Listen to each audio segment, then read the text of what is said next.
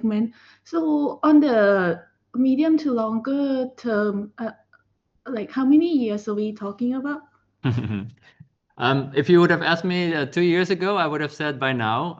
To be completely honest, it's taking us a little bit longer than we would like it to. And I think we have said in the past, of course, we've made some mistakes in terms of short-term execution. Of course, from a longer-term strategic perspective, we're 100% comfortable to go into the overseas markets. But a lot of that expansion, of course, was a little bit more opportunistic because that's how the opportunities come. And with that, we have made some errors. It takes us even now a little bit longer than we would like it to be to get to the profitability levels that we're comfortable. I think on a conservative basis, when I talk about medium term, you can see within maybe 3 years' time, us hopefully getting to those levels that we're more comfortable with. I wouldn't expect it this year for sure. There's still some work to do in the overseas markets for sure. Got it. Thanks for that. And on Malaysia, so why do you like the market, and what do you think is the key reason behind the underperformance and how to Yeah. turn this around? So maybe your last question first. I think we took over in the Malaysian market the business from existing distributors, and that generally just takes a little bit longer because your locations are fixed already. You need to work through the merchandise.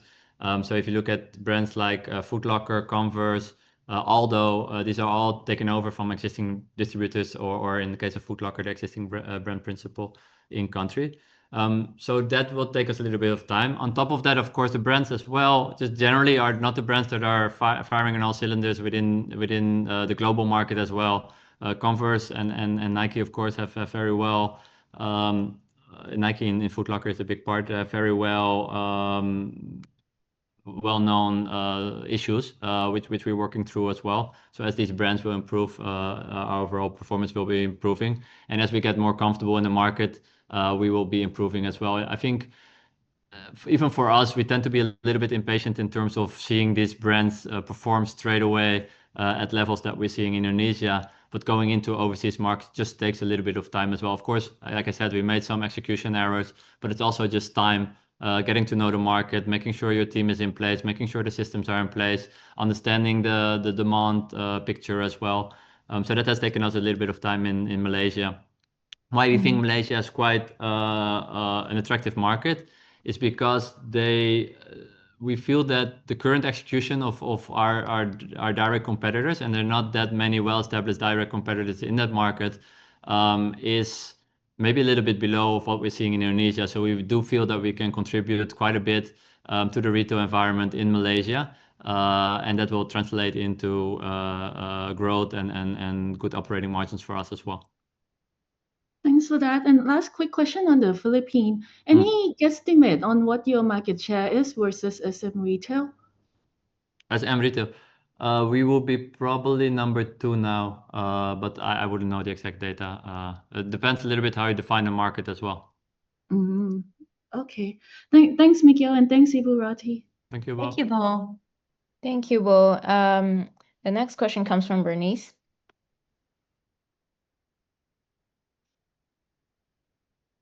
Bernice, you can unmute yourself. Okay.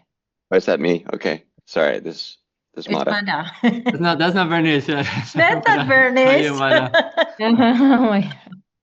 Hi, Mata. Hi, thanks for the opportunity. 3 questions for me. First one, you've talked in the past about sell-through rate. So can you give us some color as we head into fourth quarter? Typically in the fourth quarter, you sell at full prices.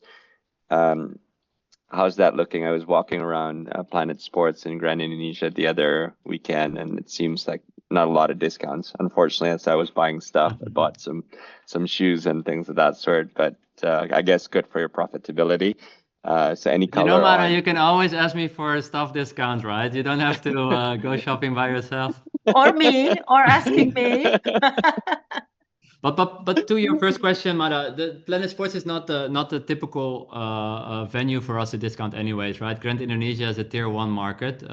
Generally, after 30% discount, we would actually move that to the likes of sports stations, to other types of consumers in more BC tier locations. But yes, our current discount levels are lower than you saw in the third quarter for sure. But that's not to say, of course, that we're gearing up for actually the November-December period, where you probably will see a little bit more aggressive discounting as well, particularly because of, especially for Map Active, our inventory levels are still a little bit higher than we would like it to be. Yeah, on that front, how come we didn't see too much of a margin deterioration in the third quarter as you were clearing inventory? Because there was the kind of the buy one, get one free kind of campaign in early August and so forth, right? So any color on that?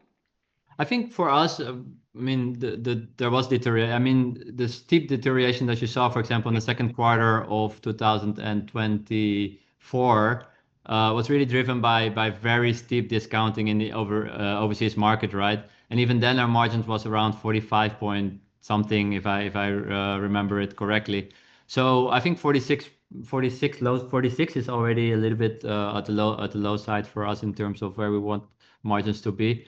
But yeah, if you do a Bogov correctly, you don't see necessarily a significant impact on your margin per se. Yeah, and also I think, if I may, we actually received the newness of the second semester of that queue. Like fall winter collection, not actually winter, but we have new collection as well. So on the other hand, we have the kind of promotions back to school, and back to school is actually formulated because we are having it every year. And BOGO, as Miguel is saying, we have a way that not to mean to deteriorating the GP margin, but actually to even push more sales of the special occasion of Independence Day, and also at the same time in the Turkey we are receiving the newness as well, so that make it a balance of the GP margin. Okay. Got it. And then the second question is around the cafe and restaurants, or MAPB. I saw that in the third quarter, the at least the segmental revenue was up 5% year-on-year, 4% quarter-on-quarter. You mentioned some recovery earlier. Is the main driver there Starbucks or any other format? And if it was Starbucks, on a sort of per store basis, are you back to the pre-boycott kind of level in terms of sales? No, nowhere close. But yes, anything that you would see in NBA, of course, is primarily driven by Starbucks, and some of that recovery did come from Starbucks for sure.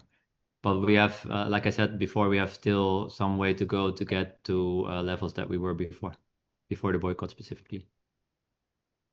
Okay. And I think there was one question in